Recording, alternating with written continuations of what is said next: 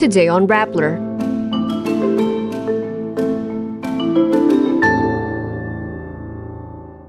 An ICC prosecutor requests to speak with Philippine officials deemed under suspicion in a probe of Duterte's war on drugs.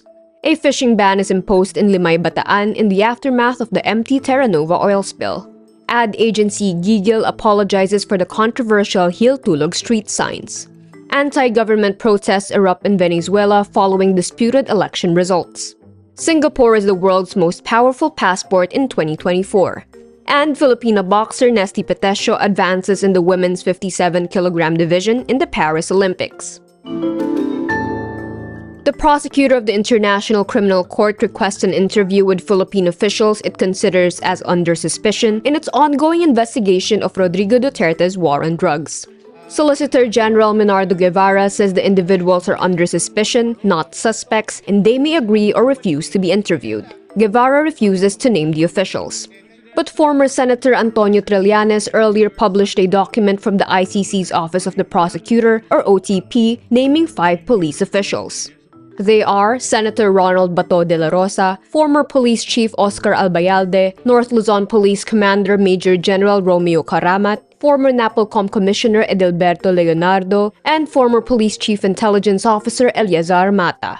Guevara says he cannot confirm nor deny the document. The ICC says it also cannot verify documents shared by outside sources. Duterte has so far not been named in any known requests. Fishing is now banned in Limay, Bataan, days after tanker MT Terra Nova capsized and submerged off Lamao in Limay, Bataan last July 25, spilling oil in its nearby waters. Water samples taken from 4 barangays in Limay are also found to have levels of oil and grease exceeding standard limits, not suitable for fishing and swimming. Meanwhile, water samples taken from 3 barangays in Mariveles did not exceed standard limits. The Philippine Coast Guard meantime deploys oil spill booms and is currently sealing the valves before siphoning operations can start. Experts earlier forecast the oil spill could reach Metro Manila by Tuesday, July 30. But in a press conference Tuesday afternoon, PCG Commandant Admiral Ronnie Gavan says based on their aerial inspection earlier in the day, no oil sheen was seen going towards Manila. Ad agency Gigil, the firm behind the controversial Gil Tulog street signs, makes a public apology to the family of former Senator Gil Puyat.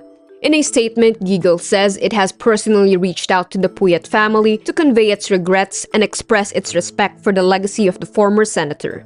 It adds it will, quote, be putting in place more stringent measures to ensure this does not happen again.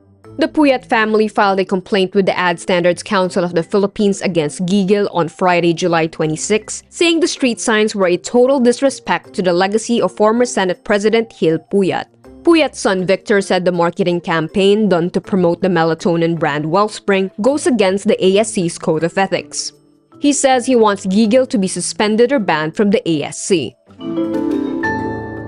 Venezuela's opposition says it had voting tally proof it won the election claimed by President Nicolas Maduro as anti-government protests erupt across the country, with police firing tear gas to disperse protesters in the capital, Caracas.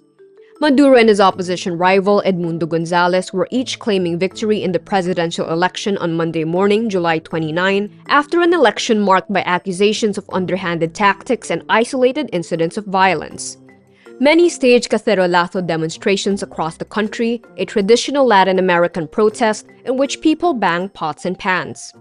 Venezuela's electoral authority said Maduro had won a third term with 51% of the vote, despite multiple exit polls which pointed to an opposition win. Singapore is the world's most powerful passport in 2024, providing its holder access to an unprecedented 195 of 227 travel destinations visa-free. In the 2024 Global Passport Ranking by Henley & Partners, travel around the world is getting less restrictive on average. Before Singapore takes the top spot, Japan held the title of most powerful passport from 2018 to 2023. As frequent flyers know, the Philippine passport is not all that powerful. The Philippine passport ranked 73rd among the 199 passports evaluated. Philippine passport holders have access to 67 travel destinations, which include Southeast Asian tourist hotspots like Taiwan, Thailand, Indonesia, Vietnam, Malaysia, and Singapore. It improves its passport ranking by 5 places from last year's 78th. Filipino boxer Nesty Petesio advances in the women's 57-kilogram division by beating India's Jasmine Lamboria in the round of 32. Petesio, who won silver in the Tokyo Olympics, faces Frances Amina Zidani in the round of 16. Swimmer Kyla Sanchez opens her Olympic campaign for the Philippines in record-breaking fashion as she advances to the women's 100-meter freestyle semifinals. Sanchez finishes at joint 10th in the heats with a new Philippine record of 53.67 seconds.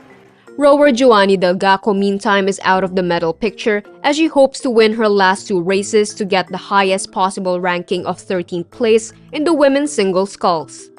In judo, Kiyomi Watanabe suffers an early exit after falling prey to China's Tang Jing in the round of 32 of the women's 63-kilogram class. And that's today's wrap. I'm Kara Oliver. Thank you for watching. Click the link below for the full story. Follow us on Rappler's YouTube, Facebook, X, Instagram, and TikTok.